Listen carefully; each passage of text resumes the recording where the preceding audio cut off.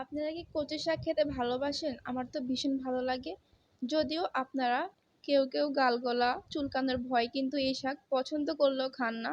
তো তাদের জন্য আজকের রেসিপি। তো আজকের recipe A to Z follow করলে আপনাদের গালগলা তো চুলকাবেই না, বরঞ্চ এটা একদম প্রেমে পড়ে যাবেন এমন একটা অবস্থা। ইনশাল্লাহ এভাবে আমি তৈরি করেছি। চলেন আপনাদের সাথে শেয়ার করি। প্রথমে আমি সরিষার তেলে কাঁচামরিচ, পেঁয়াজ খুব ভালো মতো একটু নরম করে ভেজে নেব। তারপর আমি এখানে অ্যাড করে দিব 1 টেবিল চামচের মতো লবণ। দেন এখানে অ্যাড করছি এখানে বেশ কয়েকটা কোয়া রসুনের। তো রসুন অবশ্যই বেশি দিবেন, তাহলে গাল গলাতে চুলকাবে না, এবং আরও কিছুটা টিপস আছে। তো তারপরে আমি এখানে অ্যাড করে দিলাম ভরাট করে 4 টেবিল চামচের মতন রসুনের পেস্ট। এখন আবারও রসুনের পেস্টের গন্ধ দূর হয়ে যাওয়া পর্যন্ত নাড়তে থাকবো। তো দেখতে পাচ্ছেন খুব সুন্দরভাবে সব কিছু নাড়তে নরম হয়ে গেছে। এ পর্যায়ে আমরা এখানে ডাল ইউজ করব। আপনারা চাইলে এখানে মাছের মাথা কিংবা মসুরের ডাল অ্যাড করতে পারেন। আমি এখানে বুটের ডালটা অ্যাড করেছি। তারপর ডালটা আবারও কিছুক্ষণ ভেজে নেওয়ার পরে আমি সরাসরি শাকটা এখানে অ্যাড করে দিব। শাকটা কেটে ধুয়ে বেছে রাখা আগের ছিল, ওইটা আমি এখানে এখন অ্যাড করে দিলাম। তো এখন সব কিছু দিয়ে দিচ্ছি। দেন ঢাকনা দিয়ে ঢেকে দিব, যেহেতু এটা নাড়ার এখন পর্যায়টা নেই। তো এখন আমি সব কিছু একটু সফট হয়ে যাওয়া পর্যন্ত ঢাকনা ঢেকে রান্না করতে থাকবো। তো এখন একটু সফট হয়ে আসলে চেষ্টা করব উল্টিয়ে পাল্টে দেওয়ার জন্য যতটুকু পারি আর কি। তো এই তো দেখতে পাচ্ছেন আস্তে আস্তে খুব সুন্দরভাবে সব কিছু নরম হয়ে আসছে। এখন আবারও ঢাকনা দিয়ে ঢেকে রাখবো। দেখেন এ পর্যায়ে একদম সবকিছু খুব ভালো মতো নরম হয়ে গেছে।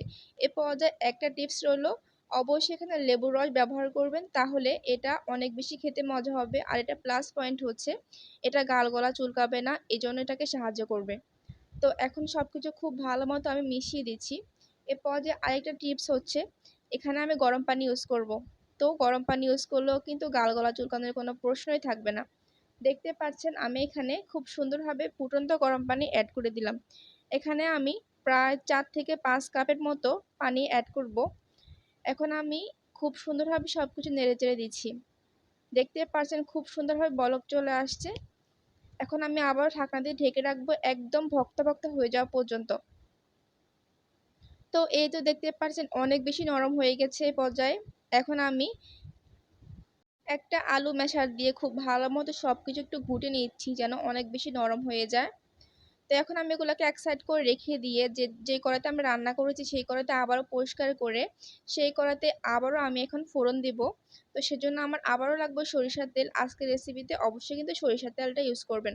তারপর আমি এখানে নিয়েছি একটা পেঁয়াজ কুচি, শুকনা মরিচ। তারপর আমি এখানে অ্যাড করবো খুবই সামান্য পরিমাণে একটু হলুদের গুঁড়া, খুব বেশি দিতে যাবে না। দেখতে পাচ্ছেন আমি কিন্তু 1 টেবিল চামচেরও কম দিয়েছি। তো এই পরিমাণে কিন্তু হলুদের গুঁড়োটা অ্যাড করবেন, তাহলে কিন্তু কালারটা সুন্দর আসবে। তো এখন আমি যেটা করব, আগে থেকে রান্না করা আমরা কচু শাকগুলো অ্যাড করে দেব। তো এখন আমি সবকিছু খুব ভালো মতো নেড়েচেড়ে দিচ্ছি। তো সরি, পেঁয়াজের ভাগাড়ের সাথে কিন্তু আমি এখানে কুচি করে রাখা রসুনও দিয়েছি, সেটা হয়তো বা স্কিপ করে গেছে।